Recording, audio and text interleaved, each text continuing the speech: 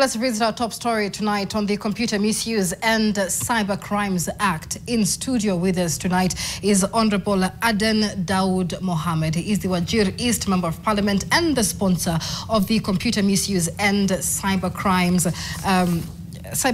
Bill 2024. Many thanks for joining us in studio tonight. Now, thank you. Let's begin with, when you proposed this bill, what are the key drivers that you identified in Kenya's digital landscape that made you feel that an update was urgently needed? You know that the cyberspace is evolving very fast. There are so many things that are changing every day. A few years ago, we didn't have the internet. It came in the 1980s. Now we have AI, we have blockchain, we have all those things. Our laws actually catch up with development. As the cyberspace develops, our laws have to catch up with those developments. What made me do this amendment is really because of we didn't have any law that is barring child pornography in Kenya. That is very strange. We didn't have any law that bars people from going to websites that promote terrorism. We didn't have any law that bars people from going to websites that promote cultic behaviors like the Shakahola that we have seen. So I thought it was important that we update the cybercrime laws of 2018 so that we can amend some of the sections to give, to input these new developments in the cyber space. The other thing is you have seen there's a lot of phishing. A lot of people, you can see even your website, even the website for Nation can be blocked anytime by phishing. We enhanced the crime of phishing and we introduced it into this cybercrimes amendment. You have heard of the very famous Malot area in Bomet, where people use SIM swap to steal money from your phones. These are things now we have put in law that SIM swap is an illegal activity and an unlawful activity. Right. A lot of Kenyans have lost money. Mm-hmm. If you ask many banks today, they have been hit with phishing and a lot of money has been stolen from banks. We are a bit quiet about it as a country, but in reality, banks are suffering, financial institutions are suffering, corporations like Nation is suffering because of people hacking into the systems of these corporations. All right. Yeah. Let's talk about where the uproar is coming from. Yeah. This 2024 amendment bill, now an act of 2025, includes provisions allowing authorities to block, remove online content deemed a threat to national security, including terrorism-related material, pornography, or extremist cult behavior, in some cases, without a court order. How do you respond to concerns that this law could be used to target human rights defenders, journalists, and ordinary citizens under the guise of counterterrorism? Actually, we are very careful about infringement of human rights. I am a lawyer by profession, and I am also a legislator. I have sworn to uphold this constitution. Our constitution is very clear about the rights of citizens.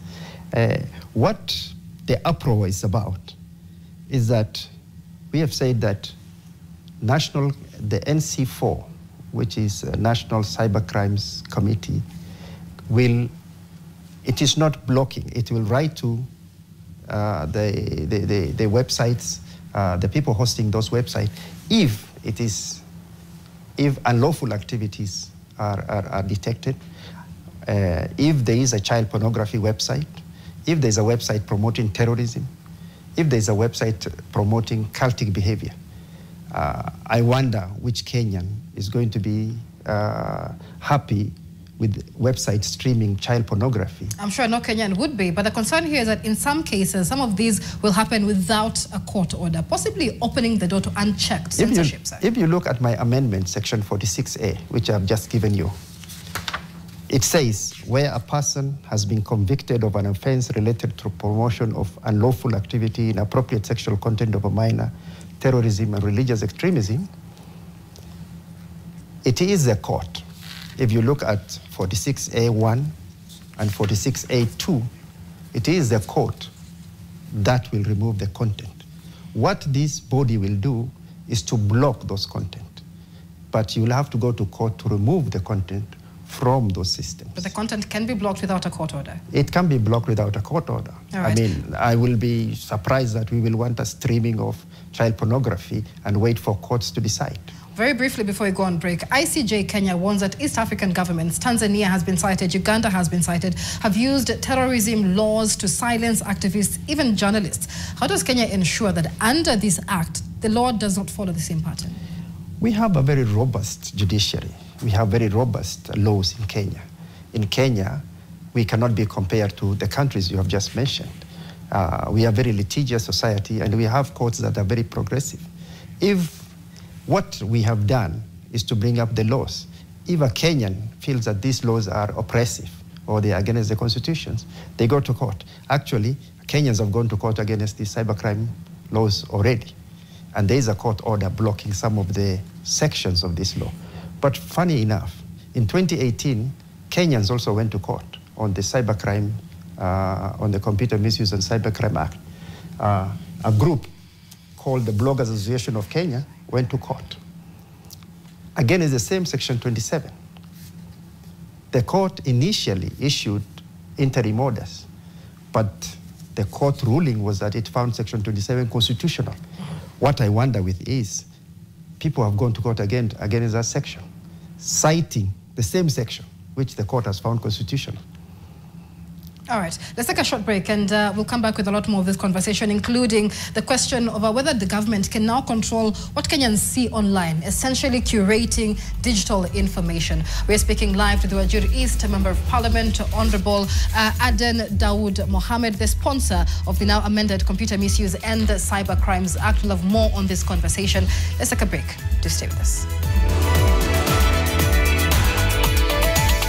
Well, let's now get into that extended interview with Honorable Aden Dawood Mohammed. He is the Wajir East Member of Parliament and the sponsor of the now amended Computer Misuse and Cyber Crimes Act, one that has raised public uproar. Honorable Aden, talk to us about the legislative process of this amended act now. Many say that this bill being signed on the very day that the former Prime Minister Raila Amolo Odinga died raised questions of lack of transparency and perhaps even insufficient public participation. Thank you very much. The legislative process for any bill, including this one, is that it will be published. This bill was published on 9th of August 2024. That is 1 year and some months ago, 1 year and 2 months ago. The bill, as you know, has sought to prohibit use of electronic reforms, electronic medium to promote child pornography, terrorism, and unlawful activities. The first reading for this bill after publishing was on the 23rd of November 2024. It was committed to, once a bill is read in the House, it is committed to a committee. The committee that this bill was committed to is a departmental committee on communication, information, and innovation. They had this bill, and in compliance with Article 118, that is the article in the Constitution that talks about public participation, and our standing order 127.3, the committee placed advertisement in the media on 18th February 2025. That includes the Daily Nation, inviting comments from the public on the bill. So the bill was put in the website of Parliament, and advertisements were placed on all. Was there sufficient public participation? Yes, there was sufficient public participation. For Parliament, all we do is to invite people to come for public participation. In this case, we had the Ministry of Information, Communication and Digital Economy. They came and gave their opinion. We had the Kenya ICT Network. This is a non-governmental organization that is in this sector. We had the Kenya Alliance of Resident Associations, and the other members of the public came to give their opinion on this bill. The committee held several more meetings, and it was brought back to Parliament. Again, Parliament debated this bill very vigorously, and it was passed on Thursday, September 25th, 2025. Right. Now, under the law, the President has to either assent under Article 115, either assent to a bill or refer it with his reservations. The fact that the president assented to a bill is his constitutional duty. It has nothing to do with any happenings of that day. It is unfortunate that the Right Honorable Raila Odinga passed, but the president is still the president of the Republic. He has to do his work as the president of the Republic. If the bills were to stay longer, they will have lapsed. They will have become automatically become law anyway without his signature. All right, so the president did sign the bill. So let's talk more about the controversies that have come up. So the amendment gives sweeping powers, like we said, to block websites that promote terrorism. But I have the document here of what was amended. It doesn't clearly define what that means. What is terrorism-related content? Who decides what qualifies as terrorism-related content, and what safeguards exist to prevent arbitrary shutdowns of citizen journalism and even mainstream journalism? We have a lot of laws on terrorism. Actually, the definition, if you look at the Section 2 in this bill, in this new act now, Section 2, we define terrorism, and we say terrorism as defined in, it says here, Terrorist Act. Yes. As defined under the provision of the Terrorism Act. Yes, that now clearly, that act defines what terrorism is. I'm sure that every Kenyan knows what terrorism is. But if you want the actual definition, it is under the Terrorism Prevention Act. If I were to do a lot of profanity right now in this show, you will bleep whatever I have said. You are blocking. Are you blocking free speech? You're blocking profanity. What this NC4 is going to do is to block unlawful activities. For example, if somebody is streaming, murder on a website and is killing somebody, are we supposed to be watching that to be happening? That you have a point there, sir. But yeah. Kenyan courts, and especially even Kenya's counter-terrorism laws, were designed to fight Al-Shabaab and genuine national security threats. But we have concerns now, even from ICJ Kenya, that counter-terrorism laws are increasingly being used to silence dissent, activists, journalists, and whistleblowers. How do we ensure that this act is not used as a weapon for just that? This act is very self-explanatory. We are only targeting 4 areas: unlawful activities, terrorism. If you are saying that there is a terrorism recruiting website, we should let it open for our young people, I will be shocked if any Kenyan is of that opinion. Child pornography. If you are saying that we should be watching child pornography in Kenya, then I will be shocked. These are only 4 issues: child pornography, terrorism, and any unlawful activity, and cultic behaviors. You have seen what's happening in Kwabinzaro. You have seen what happened in Shakahola. We have lost hundreds of Kenyans. We are actually blaming government for not stopping it. Now that we are giving the tools to government to stop it, we are also saying that it's oppressive. Let's talk about the tools that have been given to government. Yeah. Does this bill mandate mandatory data retention and access for authorities? And does this mean then that all Kenyans are now effectively under surveillance online? I'm only going to speak to the amendments.